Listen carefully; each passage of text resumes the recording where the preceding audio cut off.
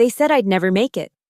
In a small Midwestern town where gossip spreads faster than wildfire, I was buried under their doubt and contempt. Every whispered insult, every smirk behind my back, every door slammed in my face. I remembered them all. They thought they'd broken me that day in the courtroom when I lost everything. But what they didn't know was this: humiliation can be forged into the sharpest blade, and I was about to cut deep.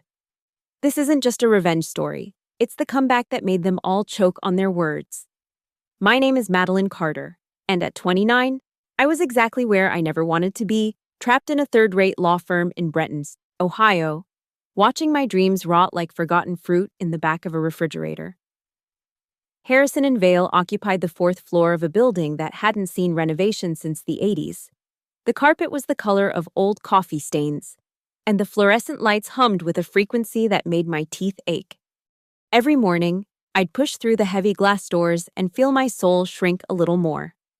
This wasn't the prestigious career I'd imagined when I graduated law school with honors 5 years ago. This was survival, plain and simple. Brenton itself was a contradiction. Too big to be quaint, too small to matter. Population: 47,000 souls who all somehow knew your business before you did. The kind of place where your high school reputation followed you to your grave. Where old money families like the Harrisons still controlled everything from the country club to the courthouse. Conservative didn't begin to describe it. This was a town that prided itself on tradition, which was just another word for keeping people like me in their place. I grew up on the wrong side of Maple Avenue, the invisible line that divided Brenton's haves from its have-nots. My father worked double shifts at the paper mill until his back gave out. My mother cleaned houses for the same families whose sons and daughters would later become my colleagues, if you could call them that. They looked at me and saw the girl whose mother had scrubbed their toilets. I looked at them and saw obstacles to overcome. The morning everything started to unravel began like any other. I arrived at 7:30 a.m., an hour before most of the senior staff. My cubicle, and yes, after 5 years, I still had a cubicle, was strategically positioned where everyone could see me, but I couldn't see them coming. The partners said it was about space efficiency. I knew it was about reminding me of my place. I was reviewing depositions for the Morrison case when I heard the familiar click of Rebecca Collins' heels on the worn linoleum. Rebecca and I had started at Harrison and Vale the same week. We'd bonded over late nights, bad coffee, and dreams of making partner before 35, or so I thought. "Still working on Morrison?" she asked, perching on my desk with the casual confidence of someone who'd never doubted their place in the world. Her blonde hair was perfectly styled. Her suit cost more than my monthly rent, and her smile never quite reached her eyes anymore. "Almost done with the discovery phase," I replied, not looking up. "Should have the brief ready by Thursday." "Good," she said, examining her manicured nails. "Richard wants to see you in his office. Now." Richard Harrison III. The name alone made my stomach clench. Third-generation lawyer, second-generation asshole, and the man who held my career in his soft, manicured hands. His office occupied the corner of the floor, with windows overlooking downtown Brenton's 3 blocks of what passed for a business district. The walk to his office felt like a funeral march. Other associates barely looked up from their computers, but I could feel their awareness like static electricity. In a place like Harrison and Vale, being summoned usually meant one of 2 things. You were getting promoted, or you were getting buried. The silk-thin smile on Rebecca's face suggested it wasn't the former. Richard's secretary, Mrs. DeWitt, who'd been with the firm since Richard's father ran it, didn't even look up. "Go right in, dear," she said, the deer dripping with the kind of sympathy reserved for condemned prisoners.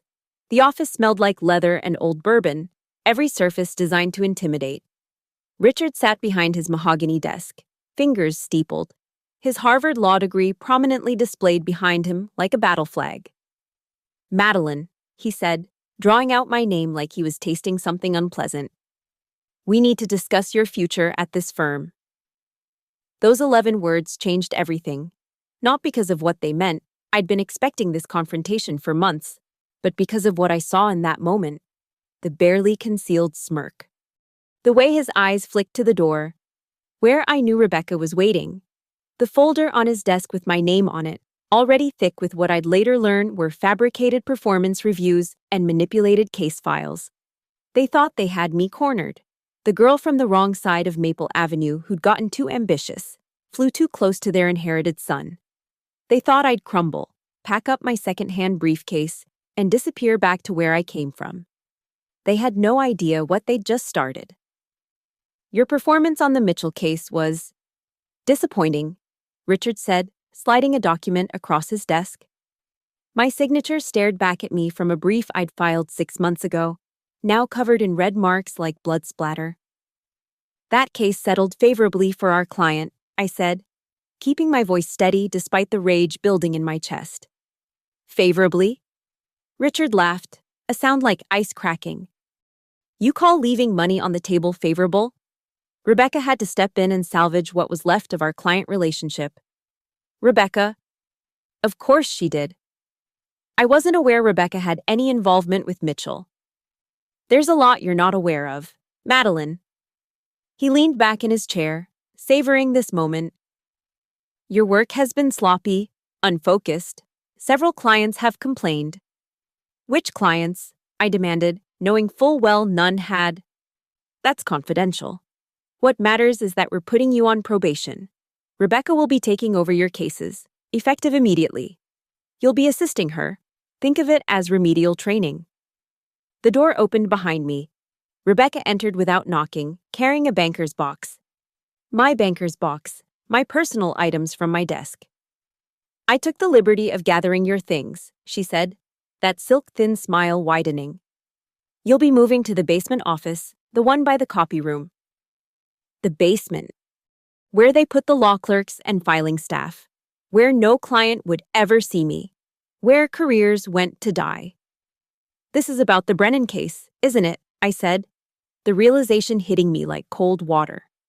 The Brennan case, a discrimination lawsuit I'd been building for months. A case that would have made my reputation and cost Harrison and Vale their biggest client. Richard's face darkened. The Brennan case was a conflict of interest you should have recognized. Your background makes you too emotionally invested in these kinds of matters. My background, the daughter of a mill worker and a cleaning lady, daring to challenge the establishment. You mean because I actually give a damn about our clients? I mean because you don't understand how business works in Brenton, Rebecca interjected, her voice honey-sweet and poisonous. Some battles aren't meant to be won, Maddie. Some people aren't meant to win them. Maddie. She knew I hated that nickname. She'd started using it in meetings, a subtle way to diminish me, make me sound like a child playing dress-up in a courtroom. Clean out your cubicle by lunch, Richard said, turning his attention to his computer. Rebecca has real work to do. I stood up, my legs shaking but my spine straight. As I reached for the banker's box, Rebecca leaned in close, her breath warm against my ear. You should have stayed where you belonged, she whispered. You'll never win here. Never. The next 2 weeks were a masterclass in humiliation. The basement office had no windows, flickering lights, and a persistent smell of mildew. Rebecca made sure to parade my former clients past my door, speaking loudly about the upgrades she was making to my cases. She'd send me emails at 11:58 p.m. with urgent requests due by 8 a.m., meaningless busy work designed to break me. The breaking point came on a Thursday. I'd spent 18 hours preparing a motion for Rebecca, only to watch her present it to the partners as her own work. When Richard praised her initiative, she looked directly at me and mouthed, "Thank you." But it was the Mitchell case that truly destroyed me.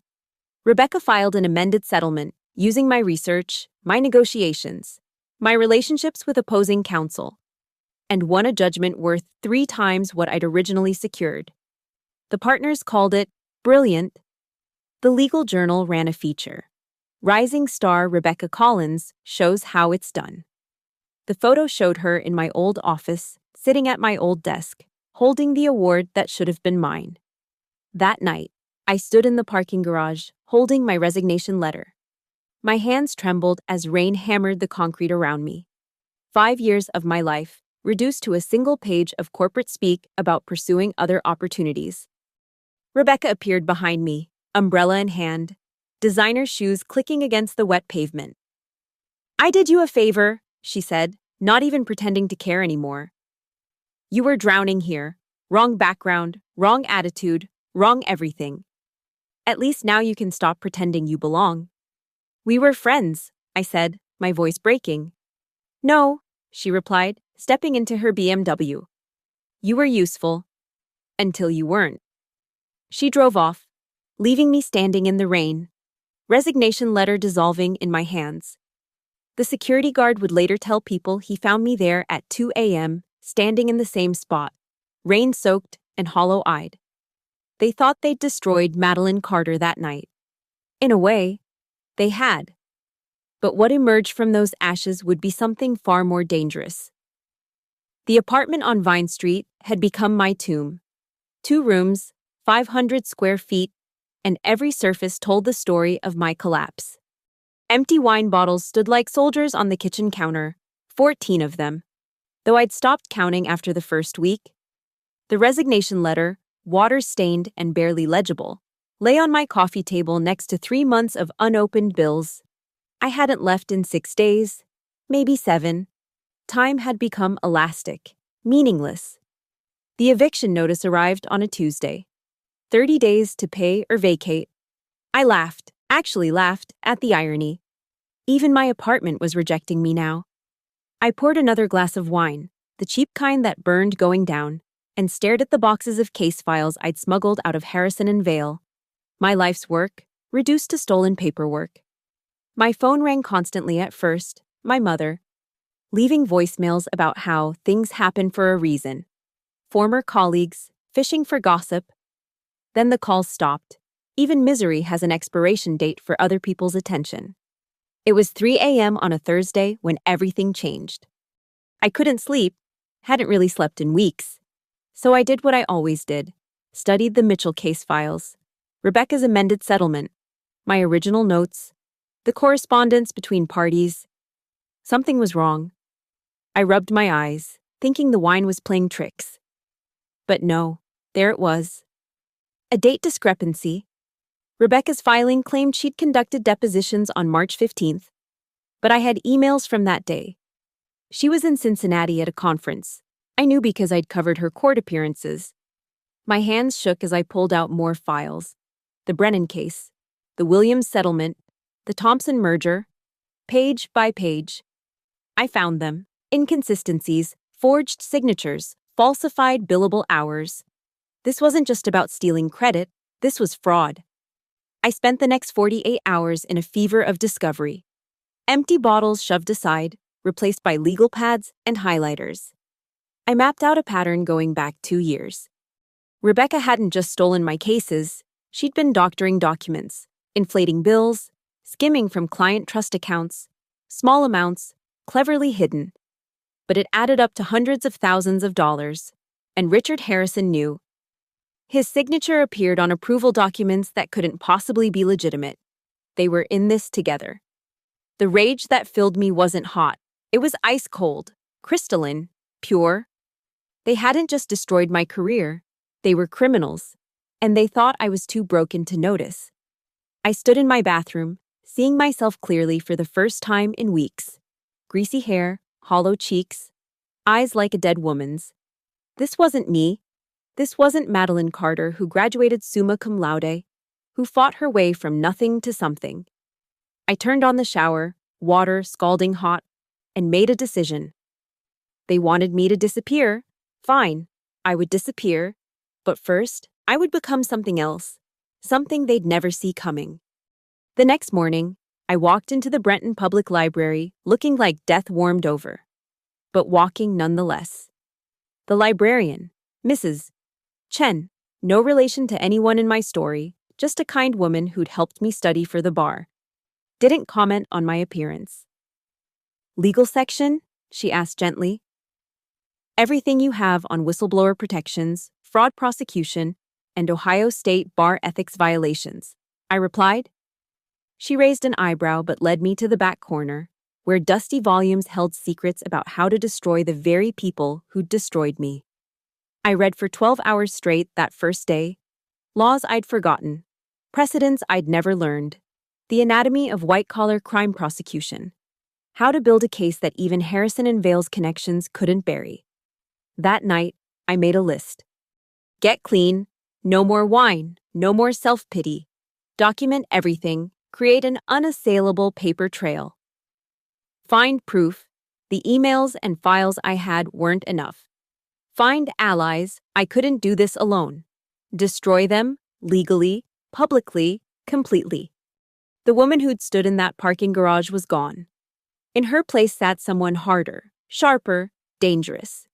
They'd murdered Madeline Carter, the optimistic young lawyer, but they'd given birth to something far worse. Madeline Carter, the weapon. I opened my laptop and began typing. Not a resignation letter this time. A declaration of war. The first email went to the Ohio State Bar Association. Anonymous, for now. Just enough questions to start them looking.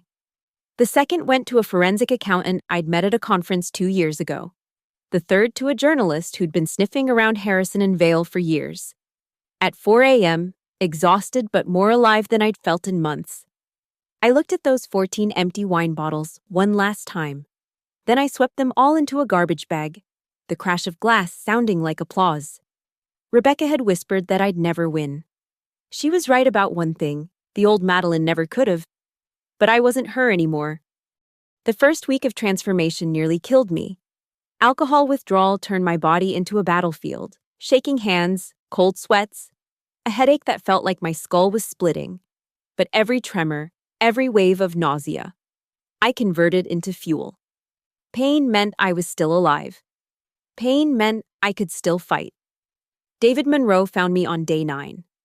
I was in the library's basement archives, surrounded by boxes of old case files, when I heard the tap of a cane on concrete. I looked up to find a man in his 70s, immaculately dressed despite the June heat, studying me with eyes that missed nothing. Madeline Carter, he said. Not a question. I'm sorry, do we know each other? No. But I know of you. You're the girl who almost exposed the Brennan cover-up. He pulled out a chair, settling in with practiced ease. I'm David Monroe. I used to run the practice that Harrison and Vale destroyed 20 years ago. My pulse quickened. You're the Monroe from Monroe & Associates, the firm that challenged the Harrison monopoly? Until they fabricated evidence of embezzlement and had me disbarred. His smile was razor sharp. Took me 15 years to prove my innocence and get reinstated. By then, my reputation was ash. But I've been watching, waiting, and you, my dear, are exactly what I've been waiting for. I'm nobody. A failed associate who has evidence of fraud that could bring down their entire operation. He tapped a folder I'd been reading. Don't look so surprised. Mrs. Park, the librarian, is an old friend. She mentioned someone was researching the exact statutes I'd memorized decades ago. I studied him carefully. This could be a trap, another manipulation. But something in his eyes, a familiar fury, carefully controlled, told me he was genuine. What do you want? I asked. To teach you what they never would. How to fight dirty while keeping your hands clean. How to use the law like a scalpel instead of a club. He stood, leaving a business card on the table. My home address. Come tomorrow at 6 a.m. Bring everything you have on Harrison and Vale. And Miss Carter? Bring running shoes. The next morning, I stood outside a modest ranch house on the outskirts of Brenton, wondering if I'd lost my mind. David answered the door in workout clothes. First lesson, he said. Physical discipline creates mental discipline. We run 3 miles, then we work. Every day, no exceptions. I hadn't run since college. The first mile nearly killed me. The second was worse. But David, despite his age and cane, which he didn't need for running, apparently, kept pace beside me, reciting case law between breaths. Harrison v. State of Ohio, 1987, he panted. What's the relevance? I gasped for air. Know that case? Exactly. Because it was sealed. Richard's father caught bribing a judge. Files buried, but copies exist. Mile 3. We discuss where. My days became brutal routine. Run at dawn. 4 hours studying law with David, not just statutes, but strategy, psychology, the unwritten rules of legal warfare. Afternoons at the library, building my case. Evenings doing contract work. David arranged, enough to keep my apartment? Barely. You're thinking like a victim, he said one morning, 6 weeks in, after I'd presented my evidence. This is good, but it's defensive. Where's the kill shot? The fraud is the kill shot. No. The fraud is ammunition. You need a weapon to fire it from. A case. A client. A platform they can't ignore. He was right. I could document their crimes all day, but without standing, without a legitimate way to introduce evidence, I had nothing but accusations. The breakthrough came from an unexpected source. I was buying coffee, the cheap kind, budget tight, when I overheard 2 women discussing a lawsuit. Their elderly mother had been a Harrison & Vale client. She died last year, and they'd discovered discrepancies in the estate billing. Charges for services never rendered, missing funds. Excuse me, I interrupted. I couldn't help overhearing. I'm an attorney. It took 3 meetings to gain their trust. When I showed them similar patterns in other Harrison & Vale cases, their anger crystallized into action.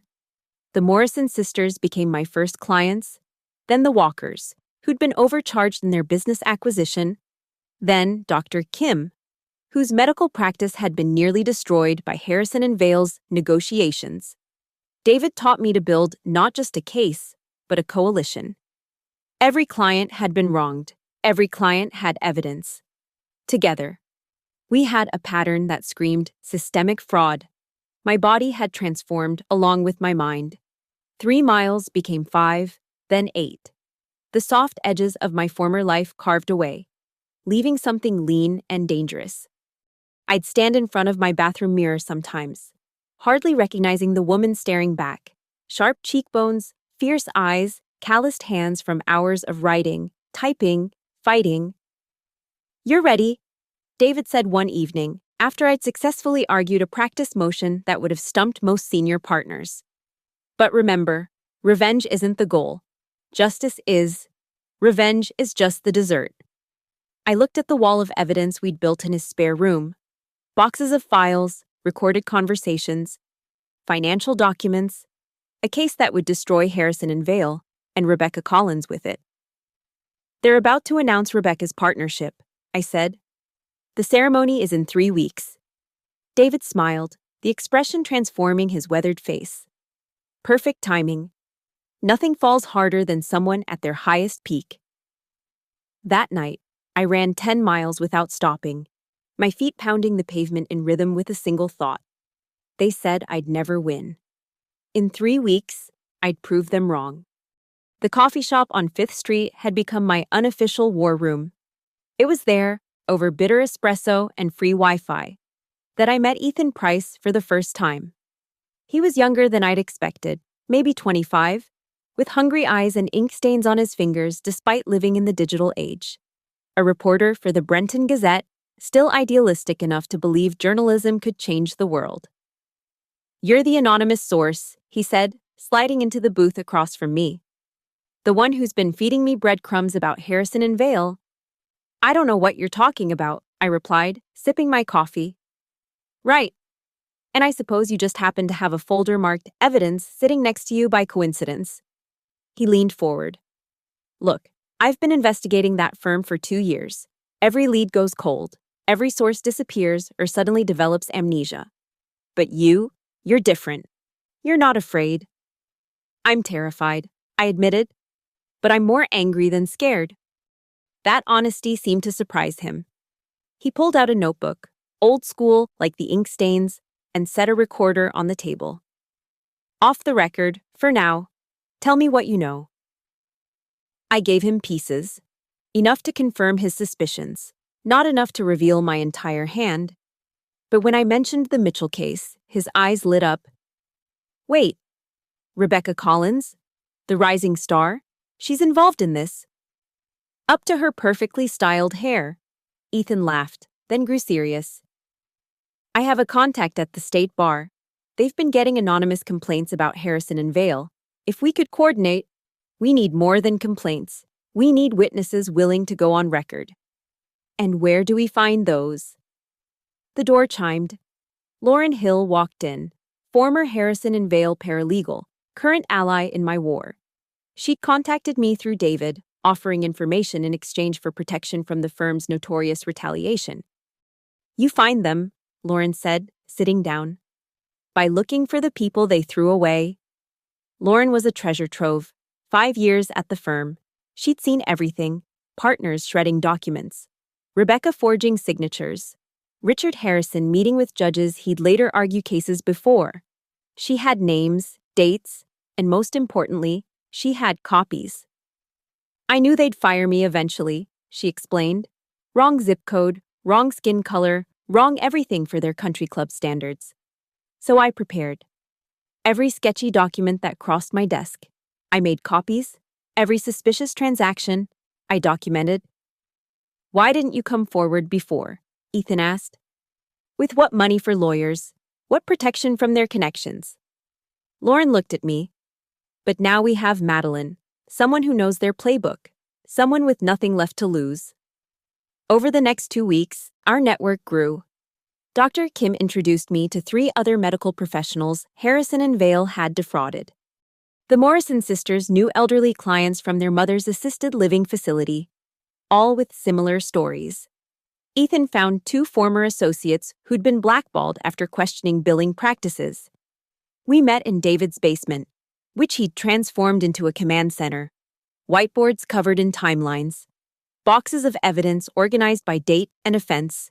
A map of Brenton with pins marking every victim we'd identified. 37 confirmed cases of fraud. David announced one evening. Over $2 million in stolen funds.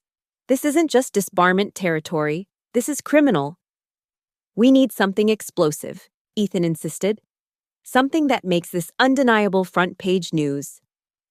Rebecca's partnership ceremony, I said. Half the legal community will be there. Judges, prosecutors, state representatives, all celebrating her success. You want to expose her there? Lauren asked. That's suicide. You'll never practice law again. I'm already dead to this profession, I replied. Might as well make my ghost useful. But we needed more than accusations. We needed Rebecca or Richard to confess, or at least say something incriminating, which meant getting close to them again. David had an idea. The Bennett deposition. It's scheduled for next week. Harrison and Vale is representing the defendant. Big money case. They'll have Rebecca lead it. The Bennett case was a wrongful termination suit. The plaintiff's lawyer had just withdrawn, suspicious timing that smelled like Harrison and Vale's influence, which left Mrs. Bennett without representation days before a critical deposition. I'll take her case, I announced. Pro bono. They'll never allow it, Lauren protested. You're persona non grata. They can't stop me if Mrs. Bennett requests it specifically. And once I'm in that room with Rebecca, facing her as opposing counsel, I smiled. Let's just say I've learned some new tricks. Ethan was already typing on his laptop. Mrs. Bennett's contact information. I interviewed her last month about the case. She's desperate for help. The next morning, I sat in Mrs. Bennett's living room, explaining why a disgraced former Harrison and Vale associate wanted to represent her for free.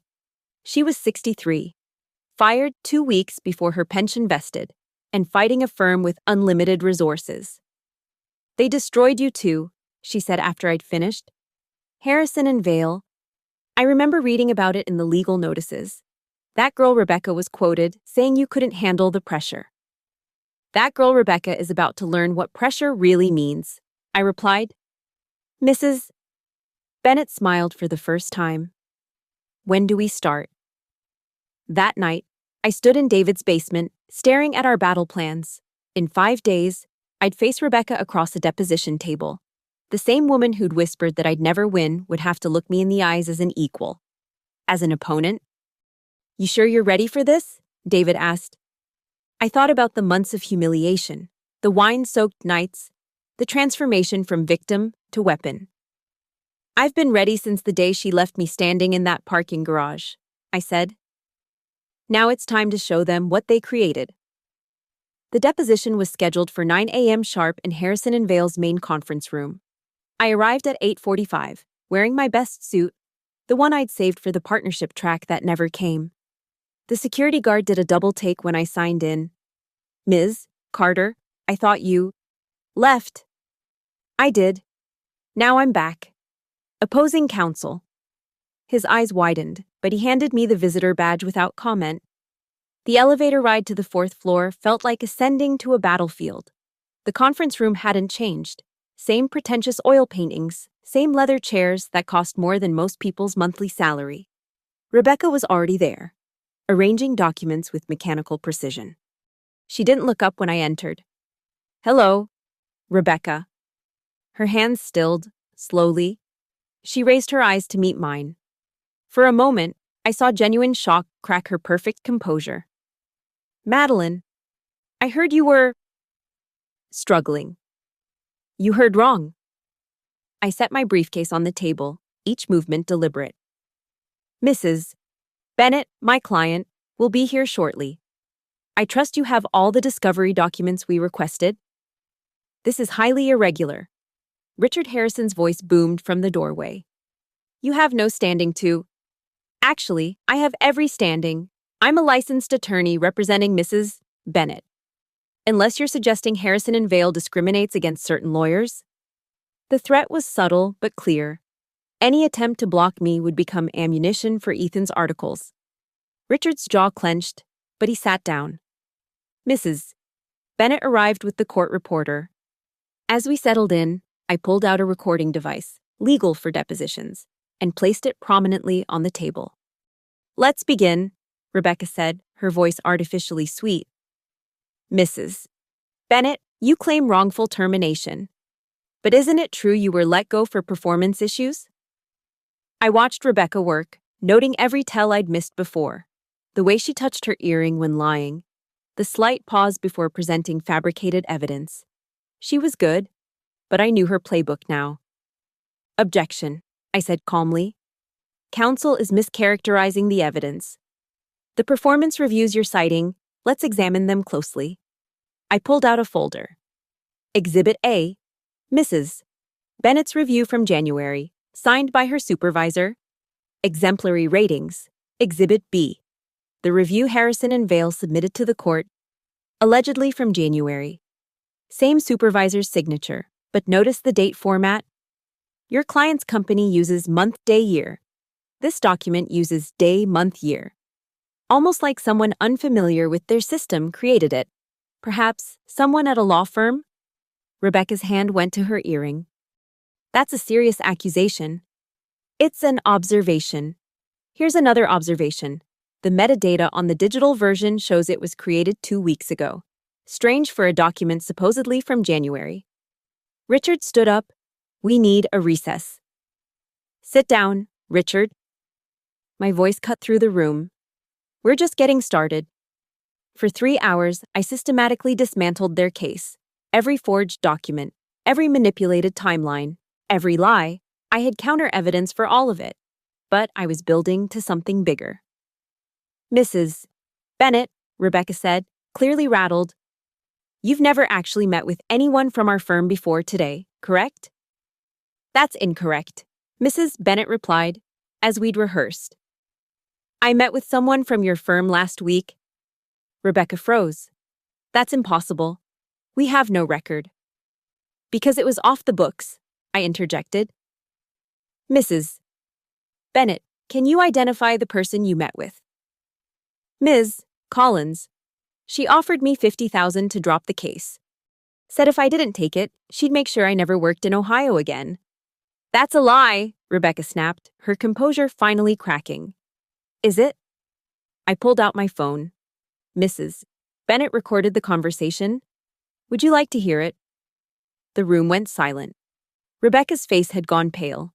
Richard looked murderous. That recording would be inadmissible, Richard began. In court, maybe. But in a state bar ethics investigation? In a news article? In the FBI's white-collar crime unit? I smiled. You see, Mrs. Bennett isn't the only one you've tried to buy off. We have 17 other clients with similar stories, similar recordings. This is extortion, Rebecca hissed. No, this is discovery. Everything I've presented today will be part of the public record, unless, of course, you'd prefer to settle Mrs. Bennett's case now. Full pension, damages, and a written admission of wrongdoing. We'll never. You have 24 hours, I said, standing. After that, Ethan Price at the Gazette runs his story. Oh, and Rebecca? Your partnership ceremony is Saturday, right? Ethan's planning a special Sunday edition, From Rising Star to Fallen Angel, the Rebecca Collins fraud story. It has a nice ring to it.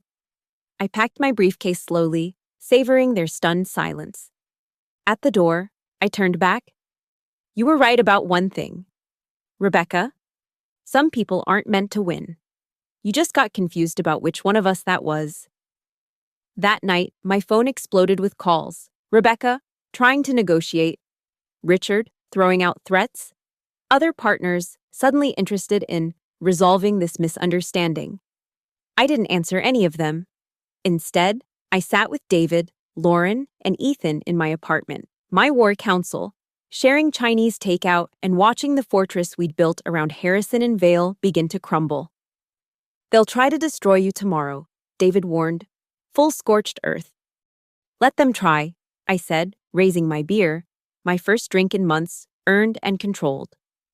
They already killed the person I used to be. Tomorrow, they find out what replaced her. The setup was complete. The pieces were in position.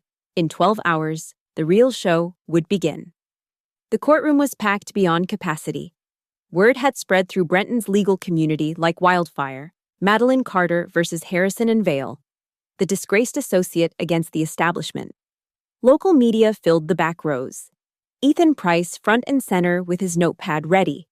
Judge Patricia Thornton presided, one of the few judges in Brenton without ties to the Harrison family. That alone had taken David's connections to a range. Your Honor, Richard began, standing with practiced authority. This is a simple contract dispute. The plaintiff's claims are baseless accusations from a disgruntled former employee. Objection, I interrupted. I'm not the plaintiff. I represent 43 plaintiffs in a class action suit for systematic fraud, embezzlement, and racketeering. The courtroom erupted in whispers. Richard's face went red. Your Honor, we received no notice of a class action. Because we filed it this morning, I said, handing documents to the clerk. Given the defendant's history of witness intimidation and evidence destruction, we requested and received an emergency hearing. Judge Thornton reviewed the papers, her eyebrows rising. These are serious allegations, Ms. Carter. Yes, Your Honor, and we have evidence for every single one. Rebecca sat at the defendant's table, her perfect composure beginning to crack. She kept touching her earring, her tell. She knew what was coming. Proceed with your opening statement, Ms. Carter. I stood, feeling the weight of every eye in the room. Months of preparation distilled to this moment. Your Honor, Harrison and Vale isn't a law firm. It's a criminal enterprise. For 20 years, they've stolen from clients, destroyed competitors, and corrupted the legal system of this city. Today, we prove it. For the next hour, I laid out our case with surgical precision. Lauren took the stand first, authenticating documents, explaining the firm's fraudulent billing system. The Morrison sisters followed, detailing how their mother's estate was plundered. Dr. Kim testified about fabricated medical reports used to inflate injury settlements. Each witness was a cut, small, precise, bleeding Harrison and Vale slowly. Then came the moment I'd been waiting for. The prosecution calls Rebecca Collins. Objection, Richard roared. Ms. Collins is co-counsel. Not anymore, I said, producing a document. The state bar suspended her license this morning, pending investigation. She's a witness now, not a lawyer. Rebecca stood on shaking legs. As she passed me walking to the stand, I whispered, "You said I'd never win." Under oath, Rebecca tried to maintain her story, but I had every email, every forged document, every recorded conversation, each lie she told. I countered with evidence. "This recording from last Tuesday," I said, playing audio from Mrs. Bennett's phone. Rebecca's voice filled the courtroom, offering bribes, making threats. That could be anyone," Rebecca stammered. "Should we do voice analysis, or would you prefer to hear the 17 other recordings from different clients?" Then I pulled out the final weapon. "Your Honor, I'd like to submit Exhibit 74, security footage from Harrison and Vale's own building." The video played on the courtroom monitor. Rebecca in the file room at 2 a.m., shredding documents. The date stamp was the night before our deposition. "Destroying evidence is a felony, Ms. Collins," I said quietly. "Would you like to explain what you were shredding?" Rebecca's perfect facade finally shattered completely. "It was Richard," she burst out. "He made me do it, the whole system. He's been running it for years. I just did what I was told." Richard jumped to his feet. "You lying." "I have the proof," Rebecca screamed back. "The real books, the offshore accounts, everything." Judge Thornton banged her gavel. But the damage was done. Rebecca had broken, and in breaking, she'd broken Harrison and Vale. "I documented everything," Rebecca continued, tears streaming down her face, ruining her perfect makeup. "Every crime, every payoff. It's all in a safety deposit box at First National. Box 447. The FBI agents who'd been waiting outside entered the courtroom. David had called them that morning, timing it perfectly. "Richard Harrison, Rebecca Collins," the lead agent announced. "You're under arrest for fraud, racketeering, and conspiracy." As they led Rebecca past me in handcuffs, she stopped. "How?" she whispered. "You were nothing. Nobody." "I was." I agreed. "But you made me into something else. You made me into someone who could destroy you." The courtroom exploded into chaos. Reporters rushing for phones, partners from Harrison and Vale fleeing before more arrests could be made, clients hugging each other, crying with relief. Judge Thornton gavelled for order. "Ms. Carter, given the evidence presented and the defendant's own admissions, I'm ruling in favor of the plaintiffs on all counts. Full damages, plus punitive awards to be determined." I stood there, in the center of the storm I'd created, feeling empty. Not hollow, but clean. Like a fever had finally broken. Ethan appeared at my elbow. "Hell of a story. Local attorney brings down legal dynasty. You're going to be famous." "No," I said, watching Rebecca and Richard being led away. "I'm going to be free." Outside the courthouse, in the bright Ohio sunshine, my clients surrounded me. Mrs. Bennett hugged me tight. "You did it," she whispered. "You actually did it." I looked at the Harrison and Vale building across the square. Already, workers were removing the letters from the facade. By tomorrow, it would be like they never existed. "They said I'd never win," I murmured. David appeared beside me, proud smile creasing his weathered face. "No, my dear. They said Madeline Carter would never win. But you're not her anymore, are you?" I thought about the woman who'd stood in that parking garage, holding a resignation letter in the rain. She was gone, replaced by someone harder but somehow more whole. "No," I said, smiling for the first time in months. "I'm not." The morning after the verdict, I stood outside what used to be Harrison and Vale. The building looked smaller somehow, stripped of its letters, just another aging structure in downtown Brenton. Camera crews were still filming the empty offices through the windows. The FBI had seized everything the night before. My phone hadn't stopped ringing. Job offers from firms in Columbus, Cleveland, even New York. CNN wanted an interview. Netflix wanted the rights to the story. Everyone wanted a piece of the woman who'd brought down an empire. I declined them all. "You're turning down Morrison, Klein and Associates?" David asked over coffee that afternoon. "They're offering you senior partner." I'm done with other people's firms, I said. I'm done playing their games by their rules. 2 weeks later, I signed the lease on a small office on Maple Avenue, the wrong side of Maple, where I'd grown up, where my people still lived. The sign went up that Friday. Carter Legal Services. Justice for everyone. My first client was a factory worker whose injury claim had been denied. My second, a single mother facing eviction. My third, a small business owner being crushed by a corporate competitor. The cases Harrison and Vale would have laughed at. The clients they would have turned away. 6 months after the trial, I got a letter. Federal prison stationery. Rebecca's handwriting. Madeline, I know I have no right to write this, no right to ask for your forgiveness, but I need you to know something. That day in the parking garage, when I said you'd never win, I was talking to myself. You were everything I pretended to be. Brilliant, authentic, fearless. I destroyed you because I couldn't stand seeing what I should have been. I'm serving 7 years. Richard got 12. Harrison and Vale is gone. You won everything. But here's what I learned too late.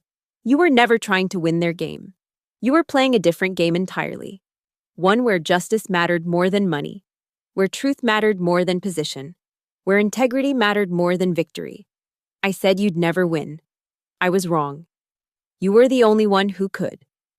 Rebecca. I read it twice, then filed it away. Not out of anger, but because that chapter was closed. Rebecca Collins was right about one thing. I had been playing a different game, and I'd continue playing it.